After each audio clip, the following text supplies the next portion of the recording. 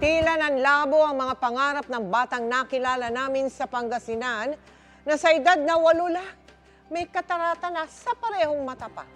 Pero dahil sa tulong ninyo at ng ating mga partners, muling nagkalinaw ang kanyang bukas matapos siyang mapaoperahan ng GMA Kapuso Foundation. Halos hindi na maaninag ng 8 taong gulang na si Prince ang kanyang pangarap na maging piloto dahil sa katarata sa kanyang 2 mata. Sa kabila ng kondisyon sa murang edad, nananatili siyang determinado. Mas gagalagay ko na lang po sa school. Tatapusin ko na lang po pag-aaral ko.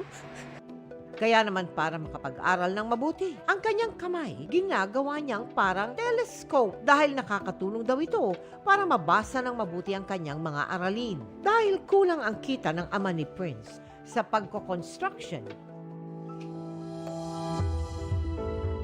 inilapit nila ang anak sa GMA Kapuso Foundation para siya ay mapaoperahan.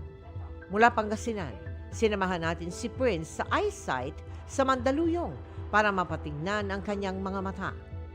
At sa tulong ng ating partners, noong August 18, napaoperahan na ang 2 mata ni Prince.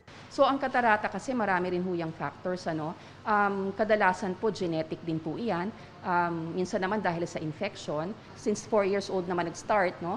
So pagkaganyan pwede pong genetic, ibig sabihin yung sa kanyang genes sa kanyang katawan, nagkaroon ho ng problema. Ang solusyon dyan, tatanggalin po natin yung katarata, bibigyan ho natin siya ng eyeglasses, no?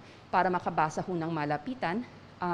Saka ipa-follow up ho natin siya ng madalas. Maraming salamat po sa GMA Kapuso Foundation tsaka po sa nag-opera po sa akin na si Dr. po Michelle.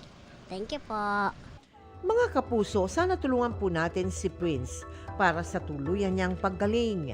Sa mga nais tumulong, maaari po kayo magdeposito sa aming mga bank account o magpadala sa Cebuana Lulier. Pwede ring online via GCash, Shopee at Lazada.